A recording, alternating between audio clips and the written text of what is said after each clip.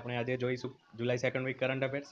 આ વખતના major issue જોવા જઈએ તો જે ભુવનેશ્વરમાં જે એશિયન ચેમ્પિયનશિપ યોજાઈ ગઈ અને વિમ્બલ્ડન 2017 જે યોજાઈ એના પણ પરિણામો આવી ગયા છે, તો એના વિશે થોડી વિસ્તૃત ચર્ચા કરીશું. ઉપરાંત જે મોસ્ટ ઇમ્પોર્ટન્ટ ક્વેશ્ચન છે ઓકે એ પણ સાથે સાથે આપણે કવર કરીશું. તો વધારે ટાઈમ ના લેતા શરૂઆત કરીએ પ્રથમ પ્રશ્નથી.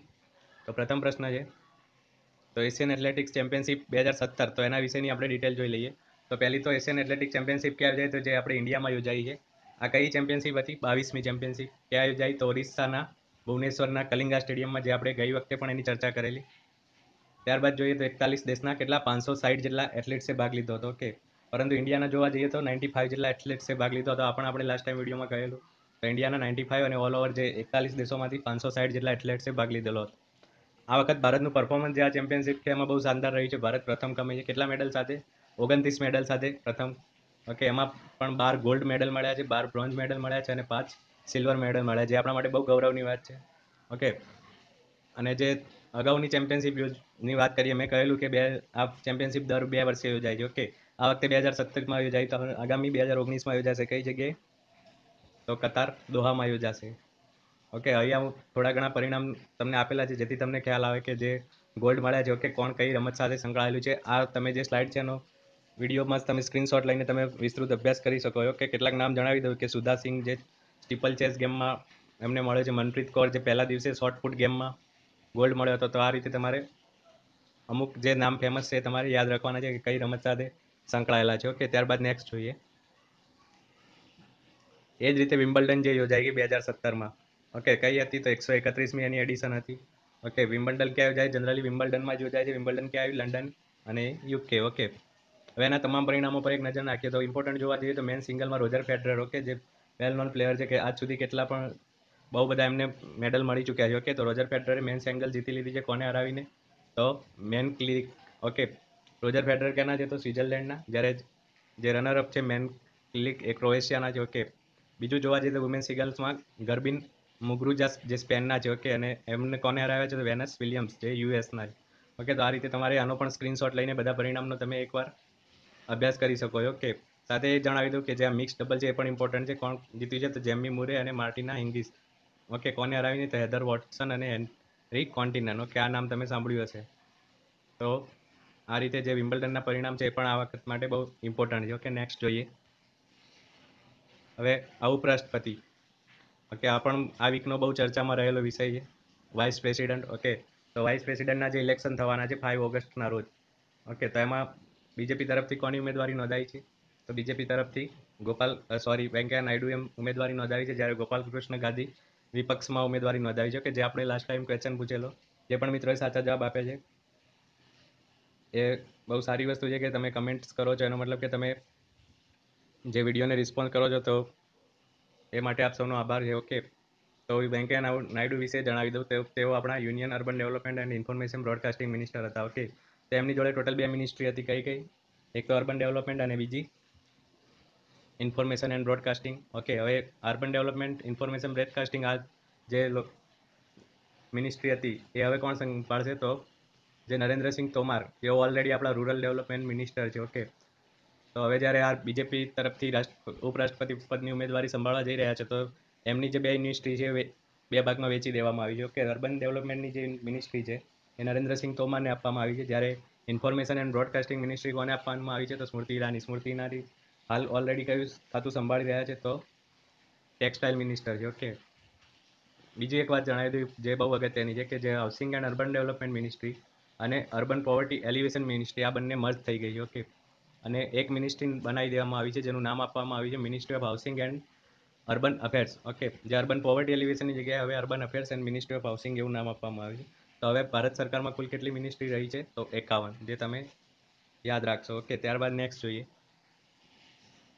ગુજરાતનું કયું શહેર ભારતનું પ્રથમ વર્લ્ડ હેરિટેજ સિટી બન્યું છે? ઓકે, આ ગુજરાત સાથે સંકળાયેલું છે એટલે મોસ્ટ ઇમ્પોર્ટન્ટ ક્વેશ્ચન છે કે યુનેસ્કો દ્વારા વર્લ્ડ હેરિટેજ સિટી ભારતનું પ્રથમ કયું જાહેર કરવામાં આવ્યું છે? તો આપણું અમદાવાદ. ઓકે, આ ક્યાં જાહેર કરવામાં આવ્યું? તો પોલેન્ડમાં.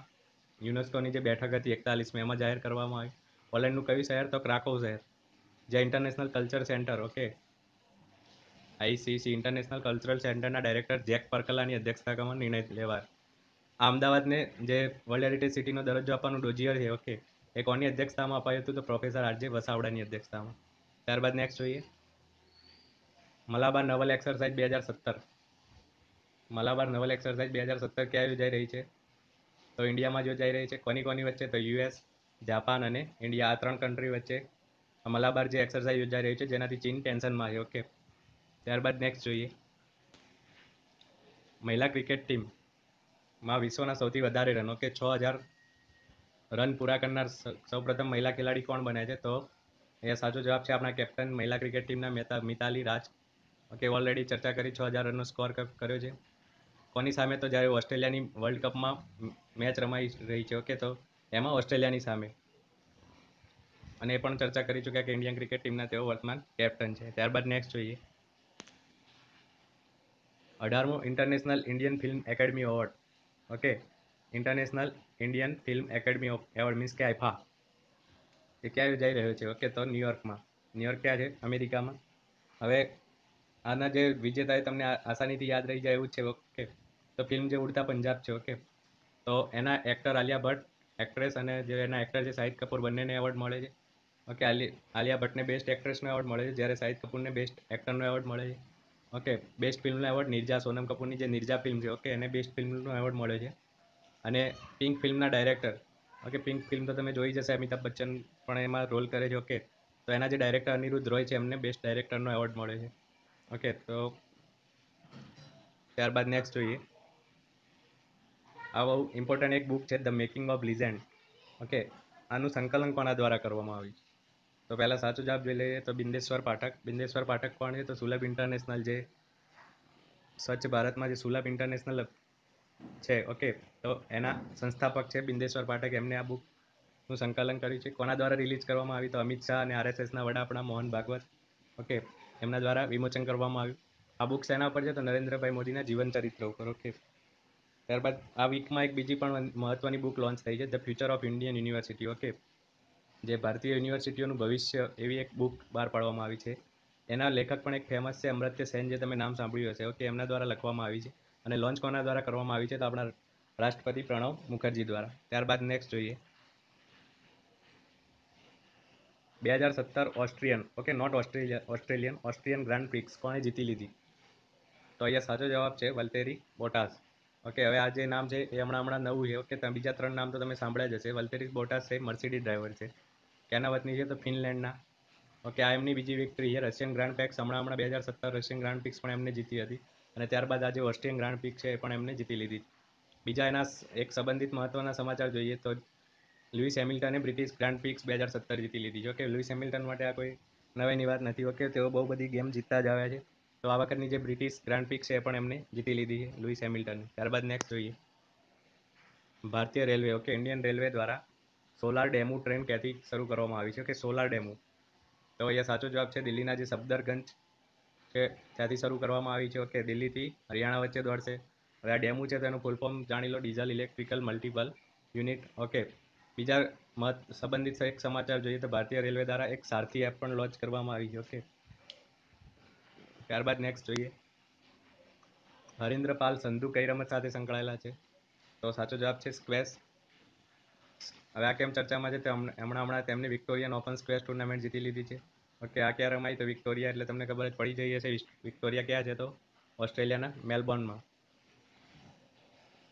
બીજા એક મહત્વના સ્પોર્ટ્સના ન્યૂઝ જોઈએ તો વર્લ્ડ પેરા એથ્લેટિક્સ, એટલે કે જે વિકલાંગ લોકો માટેનું એથ્લેટિક્સ છે, ઓકે, જે લંડનમાં યોજાઈ ગઈ આ વખતે, એમાં ભારતના સુંદર ગુર્જર નામના વ્યક્તિએ ભાલા ફેંકમાં ગોલ્ડ મેડલ જીત્યો છે, ઓકે. તો વર્લ્ડ પેરા એથ્લેટિક્સ જે લંડનમાં યોજાઈ એમાં ભારતના સુંદર ગુર્જરે ગોલ્ડ જીતી લીધો છે.